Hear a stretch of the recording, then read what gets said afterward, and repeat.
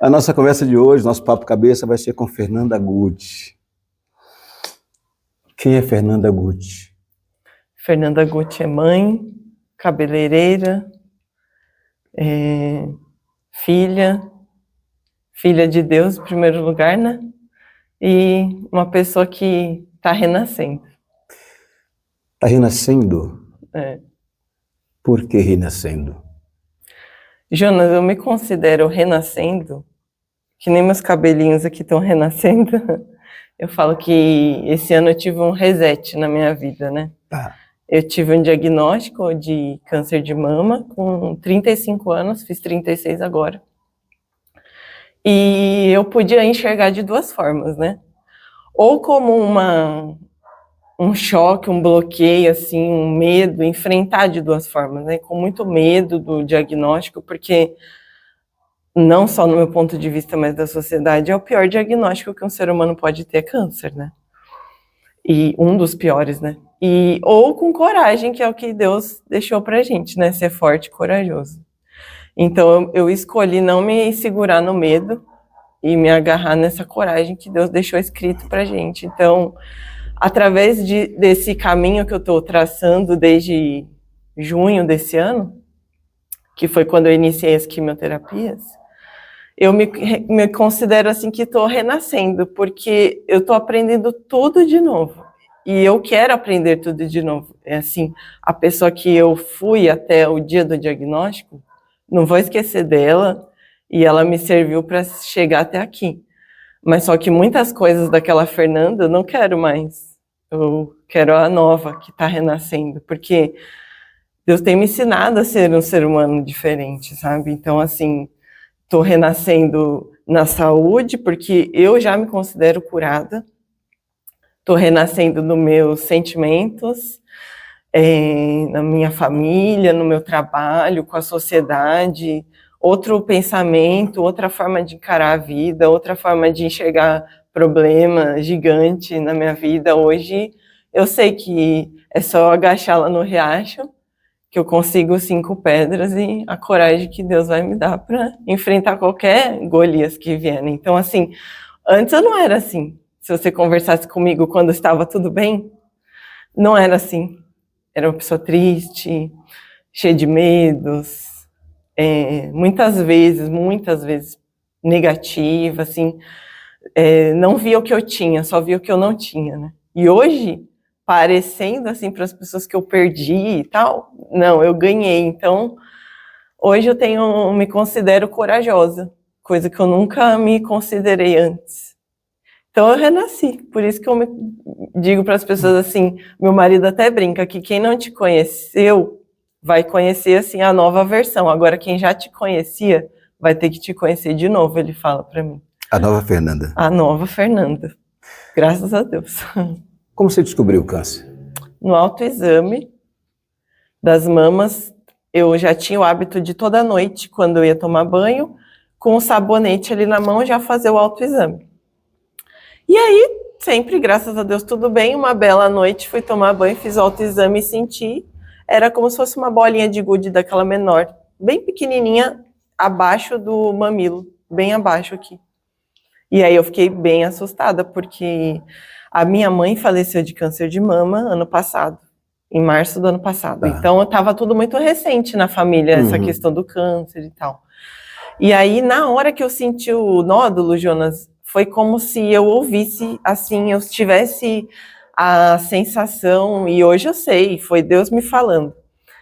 Não é coisa boa, pode procurar ajuda. Porque, assim, tem um monte de mulher que tem cistos, Você né? sentiu esse start na hora assim? Não é coisa boa? Senti instantaneamente, não é coisa boa. Foi como se alguém falasse pra mim, eu ouvi, assim, aquela voz de Deus, né? Não é coisa boa. Daí, isso era 10 horas da noite, se eu não me engano, de uma quarta-feira. Meu marido chegou do trabalho tarde e eu já estava na porta esperando ele, que eu precisava falar com alguém, minha nenê dormindo. E aí eu falei assim, amor, você não sabe, fui tomar banho e senti um nódulo no meu seio. Aí eu mostrei para ele, se eu fizesse assim com o meu braço, ele já saltava. Eu tenho pouco seio, então ele saltava na pele, você via até o nódulo. Tá. E aí eu falei assim, amanhã de manhã eu vou no ginecologista, tinha um local que atende, assim, pronto atendimento ginecológico, só para pedir um ultrassom. Que como eu acompanhei e cuidei da minha mãe, eu já sabia meio que todo o passo a passo. Do processo. Né? Aí o médico pediu um ultrassom, daí no ultrassom já deu o diagnóstico, o laudo, né, de BIRADS 4, que é quando você precisa de uma biópsia para confirmar se é ruim ou bom. E ali, aquela cara que o médico fez com o ultrassom na mão já me disse tudo, né, porque se fosse coisa boa, o médico não ia ficar assim, nossa, ele ficou muito tempo lá, né? E tal, a gente sabe como eles fazem, né? Daí eu falei assim, e aí, doutor? Daí ele falou assim, então, ele tem características benignas e malignas, então ele tá muito inconclusivo, precisa fazer a biópsia. Daí eu falei, meu Deus, eu já saí assim, pior do que eu entrei, que se eu entrei para ter um diagnóstico, e eu saí com outra suspeita que precisava de uma biópsia. Daí lá vamos para a biópsia. 9 dias esperando a biópsia. Nossa, os 9 dias mais longos, eu acho que esperar tudo é pior do que começar. E aí, quando muita saiu... Tensão, né? Porque você fica naquela angústia de não é. Aí uma hora você pensa assim, não é. Outra hora você fala, Daí fica aquela luta dentro da gente, né? E quando saiu, eu tava na sala, assim, abri o aplicativo, tava lá o laudo. E na hora eu só mandei no grupo da minha família o print da tela e falei assim, eu vou precisar muito de vocês. Foi a única coisa que eu escrevi. E mandei pro meu pastor, para poucas pessoas mesmo que sabiam do processo. Mas eu não chorei, não me deu pânico, assim, não me deu nada. E aí eu vi, né, no laudo que era o triplo negativo, que é um dos mais agressivos e tal, mas também Deus falou para mim a diferença de eu curar um triplo negativo, um HER2 positivo, uma gripe, uma AIDS, uma Covid, não tem diferença, minha filha. Então fique em paz. E aí eu fiquei em paz. Não te digo que eu nunca chorei, Jonas, mas naquele momento não me deu desespero, sabe? De falar, meu Deus, tô com câncer e tal. Nunca me senti assim. E aí, nisso fui para o mastologista, daí o mastologista deu toda aquela bateria de exames para fazer, né, o rastreamento, se tinha algum órgão a mais, graças a Deus não, estava só no local, não tinha pego minhas axilas, né, os linfonodos não tinha acometido, ele era pequeno, no dia que eu fiz o primeiro ultrassom, que eu fiz 2, no primeiro ultrassom ele tinha 1,5 cm, então eu peguei bem no começo, graças a Deus.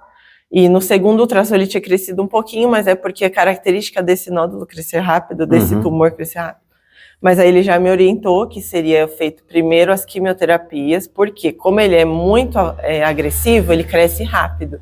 Então, para a gente evitar que ele crescesse rápido e fosse para outro local do corpo, já matava de cara ele, coloca-se um clipe, né, no local ali do nódulo. É igual fazer a biópsia, eles colocam um clipezinho lá dentro de titânio que fica marcando. Porque depois normalmente ele tem uma resposta muito boa à quimioterapia, esse tipo de tumor triplo negativo. Então ele falou para mim que provavelmente ele ia desaparecer já nas químios. Então eles precisavam do local estar marcado para na hora da cirurgia não falar onde que era, né? E graças a Deus foi isso que aconteceu. Ele me passou 16 ciclos de quimioterapia, 4 vermelhos e 12 brancas. Após isso vai ser feita a cirurgia, que daí vai estudar como que vai ser ainda, não sei. E depois disso, se for necessário, a radioterapia. E aí eu lembro como se fosse hoje, eu fiz a primeira quimio numa sexta. Na sexta seguinte, eu ainda tinha cabelo, porque o cabelo cai só com 15 dias, né? Eu passei a mão, todo dia eu passava a mão, porque eu falava assim, não, o doutor disse que vai sumir. Só que ele não disse que era na primeira, segunda, terceira, mas eu tinha conhecido uma moça pela internet com o mesmo caso, igual eu, tudo, e ela falou, Fê, o meu sumiu de primeira. 3 dias depois da primeira, e eu fiquei com aquilo tão na minha cabeça, que eu falei assim, o da Vivi sumiu 3 dias depois da primeira, o meu vai sumir também. Com 3 dias estava eu lá palpando, nada. Com 7 dias, Jonas, não tinha mais nada no meu seio. Que coisa maravilhosa, né? Nada. Então, aquele dia, para mim, foi o dia que Deus me libertou totalmente, sabe, disso. Eu sei que tem um processo que eu tenho que seguir, né? E eu nunca vou ser negligente de falar assim, sumiu, vou parar o tratamento. Mas eu tô tão bem que agora eu vou lá, eu acho que às vezes eu falo até pro meu marido, eu chego lá no centro de oncologia, e o pessoal da enfermagem é tão legal, graças a Deus, assim. Tem muita gente que está muito já debilitada, mas tem muita gente que está bem e tal, mas eu me considero a pessoa mais animada lá, assim. Eu chego sorrindo. Eu sempre falo, quando eu ia com a minha mãe, eu tinha mania de colocar assim, pega essa blusa mais velha que vai no hospital e vai sujar, chega em casa e já põe para lavar. Eu vou com a minha melhor roupa, porque eu falo, eu tô indo para minha cura. Eu tô indo para comemorar, sabe? Cada dia que eu venho aqui é um dia menos. Então eu vou assim com o meu coração cheio de alegria, independente do que vou tomar uma espetada no braço, vou tomar umas 4 bolsas de soro lá, eu não vejo dessa forma mais, porque dessa forma eu já vi tudo na minha vida. Então agora eu vejo tudo diferente. Eu falo assim, não, esse soro aqui tá me curando, essas pessoas aqui eu posso aprender com elas, eu posso também ensinar alguma coisa, né, do meu processo, posso dividir. Os enfermeiros podem ver em mim uma força que eles devem pensar assim, poxa, a vida, né, tá passando por tudo isso, ainda tá com um sorriso e tal. O que será que tem de diferente, né, na vida dela? Então, assim, eu tento ser a pessoa mais, assim, otimista, positiva possível. Porque eu acho que é isso que Deus espera da gente, pelo menos da minha vida, né? Não quero mais enxergar com negativismo, porque o mundo já tá ruim. Então, se a gente continuar olhando assim, né? Quando eu vi um áudio seu, eu falei, eu quero falar com essa moça com muita urgência. O teu sorriso, a tua forma de lidar, né? A tua certeza de que tudo já deu certo, né? O que é mais desafiador nesse processo? Nossa, é tão difícil essa pergunta, já me fizeram. É bem difícil, porque escolher uma coisa é bem difícil, né? Porque é um caminho assim cheio de espinhos, mas eu penso que se eu for olhar assim para eu falar assim, o que é o mais difícil de tudo isso? No meu caso, você pensar assim, pode ser o fim. E eu tenho uma nenê. Tanto que se você me perguntar disso para qualquer outro assunto, eu já não choro mais. Mas quando eu penso na minha filha, e que eu já tive a possibilidade de não estar mais aqui para cuidar dela, isso eu acho que é uma das coisas mais difíceis, assim, principalmente para uma mãe, né? Você pensar assim, se eu não estiver aqui, quem vai cuidar? É óbvio que alguém vai cuidar, mas não igual a gente, né? Não igual a mãe. A mãe, a gente dá a nossa vida pelo filho, né? Então, para mim, a parte mais difícil disso tudo foi pensar que se Deus o livre não acontecesse, né, de dar tudo certo, ela ficaria sem a minha pessoa. Eu já não tenho a minha mãe, que seria uma pessoa de total confiança para cuidar dela, então o meu marido é o provedor, o homem é o provedor da casa, né? Ele precisa trabalhar e a mãe cuida da criança. Lá em casa é diferente, a mulher que trabalha. Ela tá vendo? Mas vocês estão ali em conjunto, tá? A dupla, né? Independente se ela ou você trabalha, mais um pode cuidar do lar para o outro poder sair, né?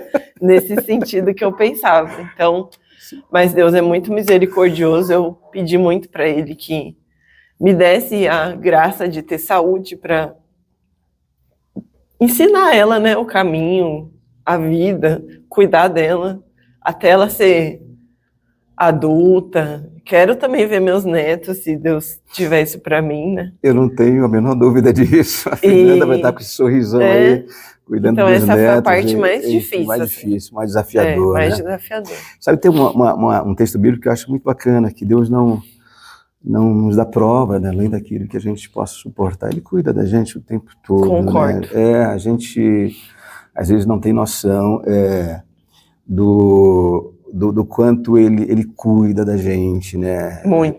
Livramentos, às vezes, visíveis e outros não tão visíveis, né? Na verdade, eu acho que a gente vive um milagre cotidiano. A gente vive um milagre todo o tempo, né? Cada segundo de vida é um milagre que a gente vive. E você... estão me dando aqui... Tá, ok, obrigado, Beto. Obrigado, linda. Viu? Obrigada. Aqui, eu sabia que eu ia precisar disso. Já devia ter pedido no começo. Foi, pois é. Jonas, a gente vive todos os segundos. Esses dias eu ouvi assim uma pessoa falando: você já agradeceu hoje porque você tomou banho sozinho? E eu pensei, nossa, né, é verdade. Tipo, quantas coisas a gente faz assim no piloto automático? Piloto automático. E então, Deus, com seu grande misericórdia, ele cuida da gente, né? Cuida da gente. Fernanda, quem é Deus para você? Você falou muito em Deus. Então, quem é Deus para você? Ele é o meu melhor amigo, assim. E não é um melhor amigo que é só um amigo de bater papo, assim, de contar tudo, que para mim ele é tudo isso, né? Mas ele é o melhor amigo que na hora que eu falo, Jesus, aconteceu esse diagnóstico, ele fala, não se preocupa que eu vou resolver para você. Então ele é um melhor amigo que me ajuda. Ele não é um melhor amigo só que me ouve. Além dele ser um excelente ouvinte, né? Ele é o meu melhor amigo. Eu não sei viver sem ele. Eu hoje falei para uma pessoa, falei assim, olha, antes eu achava, como está escrito, né, na palavra, que eu conhecia Jesus, mas agora eu conheço ele de andar com ele, de dividir com ele, de aprender, de escutar ele. Então hoje eu conheço de verdade, conheci e conheço o meu melhor amigo, assim. Acima de qualquer pessoa da minha família, dos meus amigos, que são muito importantes para mim, mas ele é o meu melhor amigo. Se ele aparecesse para você agora, aqui, ó, ao vivo em cores, o que você diria para ele? Olha, primeiro, eu não ia nem... A primeira coisa eu não ia conseguir dizer, eu ia, acho que, me ajoelhar no pé dele e chorar muito. Como ele entende, né, nossas lágrimas, depois que eu me recompusesse, eu ia dizer assim, muito obrigada por todas as vezes que você me ajudou. Todas as vezes que eu não percebi, também o Senhor me ajudou. Todas as vezes que eu não consegui dizer nada, o Senhor entendeu minha lágrima. Muito obrigada. Acho que é a maior palavra, maior frase, assim, que sairia com toda a sinceridade do meu coração. É muito obrigada, Deus. Porque sem o Senhor eu não chegaria até aqui. Só gratidão. Então ele é tudo para você? Tudo.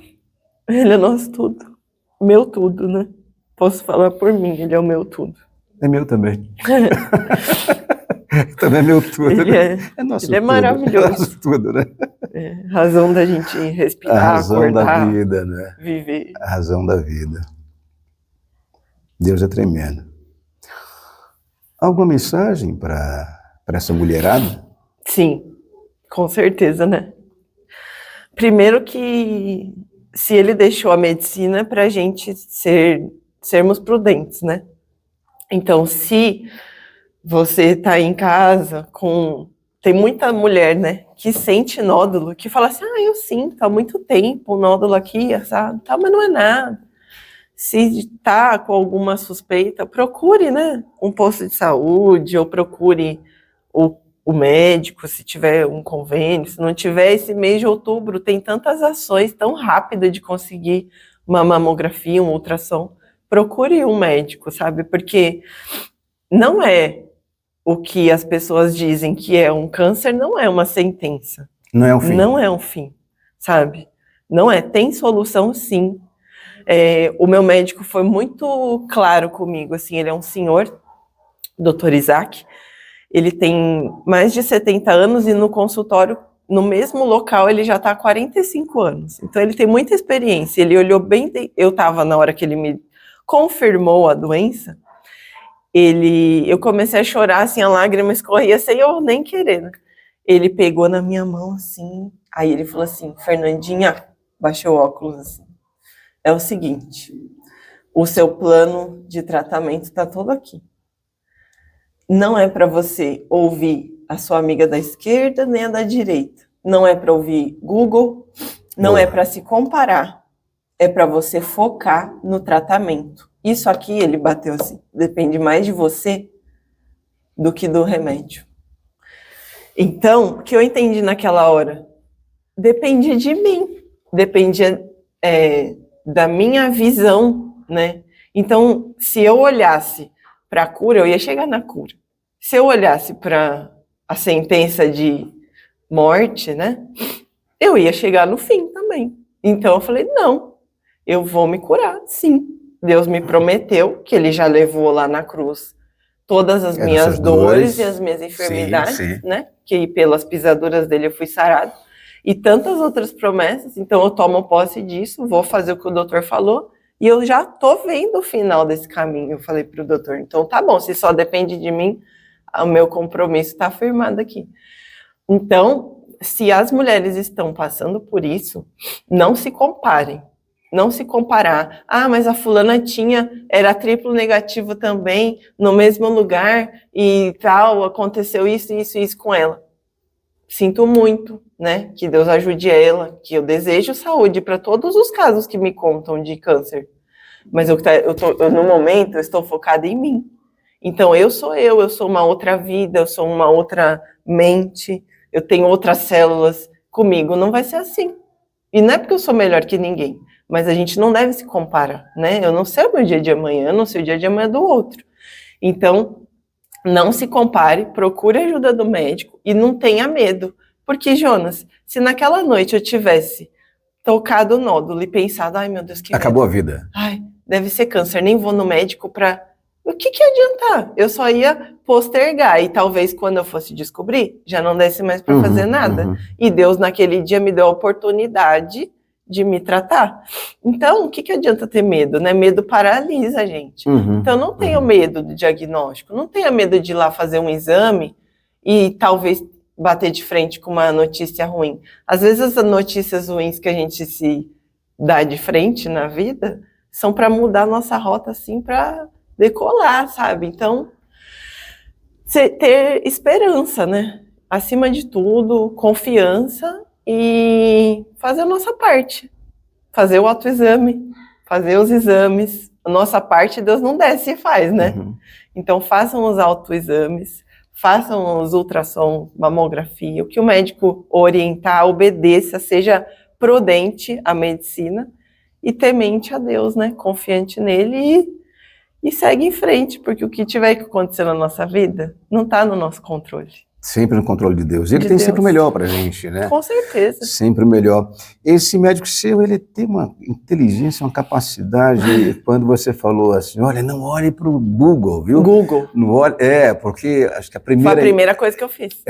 Você olhou. Eu olhei. Mas não deu bola. E falei assim, não vou, o doutor já falou. Todo mundo me falou, assim, minhas irmãs, né? Meu marido, minha cunhada, não fica indo pro Google, porque assim, o Google não conhece o seu caso específico, né? Aí vai dar um negócio lá que não é você, a pessoa já começa a esquematizar coisa na cabeça que não é o que vai acontecer com ela, e aí dá uma ordem errada para a célula ali, já estraga tudo, né? Deus cuida da gente de forma muito Deus especial, é né? maravilhoso. Deus é maravilhoso. Que bom te conhecer, viu? Obrigada pela oportunidade de estar aqui. Essa moça linda, com esse sorriso, essa vontade, sobretudo, essa certeza de que tudo já deu certo. Afinal de contas, a tua fé é mais do que notável, lá em cima, né? Certeza que você tem que realmente Deus está no controle das coisas, isso é maravilhoso. Eu tenho muita gratidão em conhecer você, bater esse papo, né? Esse papo cabeça, esse papo tão gostoso. E lembrar essa mulherada, né, Fernanda, que estamos inclusive no mês de outubro, né? Outubro Rosa, né? O mês da prevenção. Prevenção. Que prevenção, do meu ponto de vista, Jonas, é um estilo de vida todo, né? Não é só ir lá e fazer um exame, né? Mas se os exames, eles entram no estilo de vida. Então, aproveita o mês que está mais fácil, né, de acessar essas coisas, para colocar, porque tem gente que não faz exame há 5 anos, 10 anos, né? Então, aproveitar esse mês, né, de facilidades, de acessibilidade de exames, né? Que é mais divulgado, né? Muito mais divulgado. Divulgado. Fernanda, que bom falar com você. Deus te abençoe. Amém. Amém. A nós. Amém.